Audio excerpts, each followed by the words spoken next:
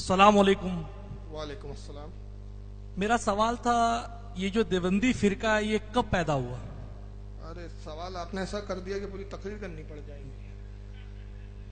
किसी ने आला हजरत से यही पूछा कि देवबंदी कब से है, तो आला हजरत ने एक जुमले में जवाब दिया, जब से मुनाफिक है। समझ रहे हो? चलिए बहरहाल मैं बताता हूँ, 2 मिनट रुक जाइए जरा, मैं किताबें जमा दूँ क्योंकि फिर मुझे निकलना है।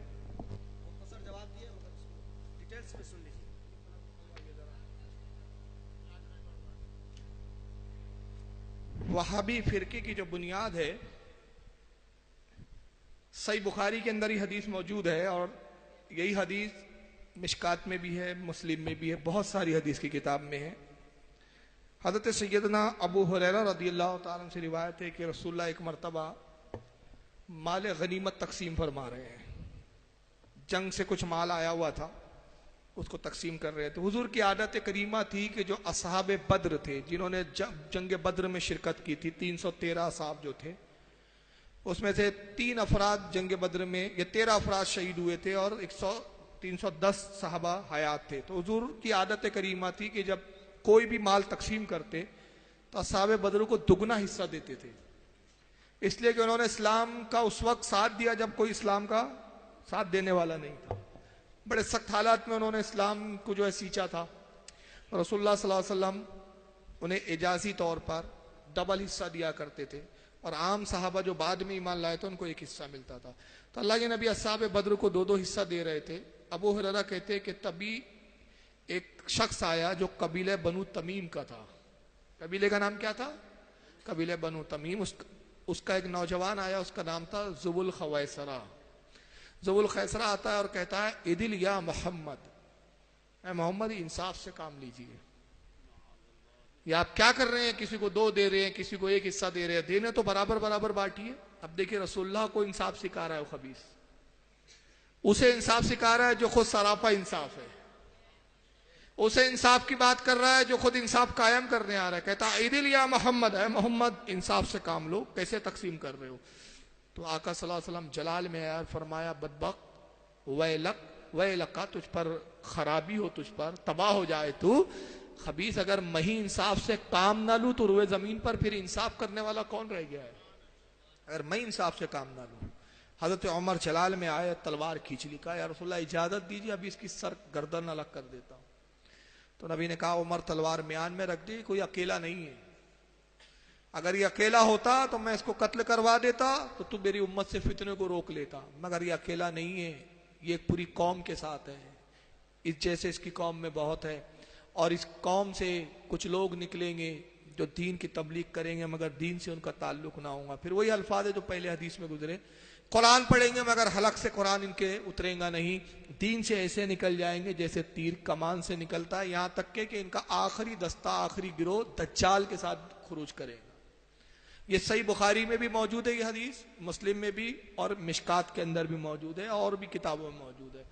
तो ये कबीला किस कबीले से था? ये जुबुल खवैसरा मालूम है आपको? भूल गए, अभी तो नाम लिया मैंने। कबीले बनु तमीम से। और इसके अलावा भी कुछ रिवायतें आती कि हुजूर ने कबीले बनु तमीम पर हमेशा लान तान किया। सही बुखारी के अंदर और सही मुस्लिम में हदीस आती है कि कबीले बनु तमीम के कुछ लोग आए, अल्लाह के नबी ने फरमाया कि बशारत कबूल करो, ए कबीले बनु तमीम के लोग बशारत कबूल करो और ईमान पर इस्तिकामत इख्तियार करो। उन्होंने कहा मोहम्मद हम तो ईमान ला चुके, हम बशारत नहीं चाहते, माल चाहते, हमें पैसा दीजिए। हुजूर जन्नत की बशारत सुनाना चाह रहे हो, कहते नहीं वो तो बाद में देखेंगे, पहले पैसा दीजिए हमको, हमको माल चाहिए। सरकार ने चेहरा उनसे नाराज होकर फेर लिया। उसके बाद फिर कुछ यमन के लोग वहां मौजूद थे, अल्लाह के नबी ने यमन वालों से कहा कि ऐ अहले यमन, तुम बशारत कबूल करो कि कबीले बनु तमीम वालों ने, नजद के लोग थे, ये नजद का कबीला था, कबीले बनु तमीम कबीला भी नजद का था, इन्होंने तो बशारत कबूल करने से इनकार किया, तुम बशारत कबूल करो। तो उन्होंने कहा या रसूलल्लाह हमने अल्लाह और उसके रसूल को इख्तियार कर लिया। हुजूर ने उनको बरकत की दुआ दी, चुनांचे उन्हीं कबीले से यमन से ओवैसल करनी पैदा हुए, जलील कद्र वली। और अल्लाह के नबी ने फरमाया कि शाम और यमन वो है जहां पर अब्दाल पैदा होंगे। और कबीले बनु तमीम के ताल्लुक से आपने फरमाया कि अल्लाह की लानत हो इस कबीले पे, लानतें भेजी। इसी कबीले बनु तमीम से मोहम्मद इब्न अब्दुल वहाब नजदी पैदा हुआ। یہ اسی قبیلہ بنو تمیم کا، یہ میں نہیں کہہ رہا، انہی کے گھر کی چھپی ہوئی آپ کتابیں دیکھ لیجئے، جس میں سیرت محمد ابن عبد الوہاب نجدی ہے، حیات شیخ الاسلام محمد ابن عبد الوہاب نجدی عبداللہ بن باز کی کتاب ہے، اس کے بعد شیخ الاسلام محمد ابن عبد الوہاب نجدی ایک مظلوم مفکر جو مسعود ندوی کی ہے وہ دیکھ لیجئے، ساری کتابیں جو ان کی چھپی ابن عبد الوہاب نجدی کے سوانح حیات پر، سب میں باقاعدہ لکھا ہے کہ محمد ابن عبد الوہاب نجدی کا جو تعلق تھا قبیلہ بنو تمیم سے تھا۔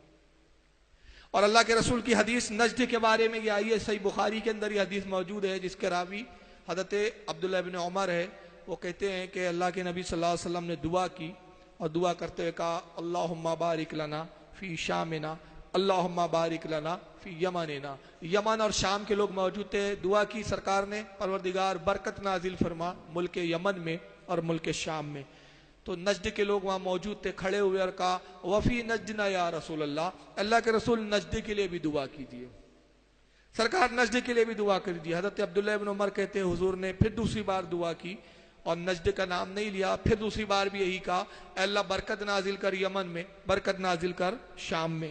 دوبارہ نجد کے لوگوں نے پھر کہا یا رسول اللہ نجد کے لیے بھی دعا کر دیجئے، حضور نے نجد کے لیے دعا نہیں کی۔ تین بار جب یہ معاملہ ہوا تو عبداللہ ابن عمر کہتے ہیں تیسری بار جب انہوں نے کہا نجد کے لیے دعا کیجئے تو آقا نے فرمایا میں نجد کے لیے کیسے دعا کر سکتا ہوں کہ وہ فتنوں کی زمین ہے، وہاں پہ زلزلے ہوں گے، فتنے پیدا ہوں گے اور وہاں سے شیطان کا گروہ نکلے گا، شیطان کا گروہ نکلے گا۔ چنانچہ حضور نے نجد کے لیے دعا نہیں کی۔ محمد ابن عبد الوہاب نجدی نجدی کا پیدا ہوا ہے، ان لوگوں نے خود لکھا کہ ان کی پیدائش نجد کے شہر اوینا کر کے علاقہ ہے اور پھر وہاں سے وہ دریا آیا۔ آج انہوں نے کیونکہ حدیثوں میں نجد کی برائی آئی تھی، نجد کے بارے میں حدیثیں موجود ہے، تو اس ذلت سے بچنے کے لیے اب نجد ملک کو تو ختم نہیں کر سکتے تھے، اس کا نام چینج کر کے نجد کا نام بدل کے اب کیا کر دیا ریاض۔ یہ ریاضی وہی ہے جس کا پرانا نام نجد ہے اور آج اس کو راجدھانی بنایا ہے۔ بتائیے صحابہ کے زمانے میں مدینہ راجدھانی رہی، کوفہ راجدھانی رہی، مکہ راجدھانیاں رہی، مگر انہوں نے نہ مدینے کو چنا راجدھانی کے لیے، نہ کعبے کو چنا، کیا چنا؟ نجد کو چنا، کیونکہ ان کا باپ ہی نجد سے پیدا ہوا ہے نا۔ اور پھر محمد ابن عبد الوہاب نجدی کے ماننے والے دو گروہ میں بٹے ہیں، ایک اپنے آپ کو اہل حدیث کہتے ہیں جنہوں نے کہا کہ ہم کسی امام کی تقلید نہیں کریں گے، اور دوسرے دیوبندی ہوئے جنہوں نے کہا ہم تقلید تو امام اعظم کی کریں گے مگر عقیدہ اور نظریہ محمد ابن عبد الوہاب نجدی والا رکھیں گے۔ تو وہابیت کی ابتدا جو ہے وہ تو ذو الخویسرہ سے ہوئی، بیچ میں فرقہ ختم ہوا تو دوبارہ اس کی تجدید جو ہے محمد ابن عبد الوہاب نجدی سے ہوئی، مطلب یہ اس کی اصل ہے۔ اور آج یہی محمد ابن عبد الوہاب نجدی کو بہت بڑا مصلح کہتے ہیں، بہت بڑا شیخ الاسلام اور مجدد وغیرہ سب کہتے ہیں، جبکہ جتنے بھی اس دور کے علماء سب نے اس کے اوپر کفر کے فتوے لگائے۔ اتنا بڑا خبیث تھا، کہتا تھا محمد اللہ کہ محمد سے بہتر میری لاٹھی ہے۔ کتاب التوحید کتاب لکھی ہے اس نے، اس میں کہتا ہے کہ محمد صلی اللہ علیہ وسلم کی قبر کی زیارت کرنا بھی جائز نہیں، کہ محمد کا روزہ بت کی طرح ہے۔ یہ سب اس کے باطل عقیدے تھے۔ واللہ عالم ثم رسول عالم۔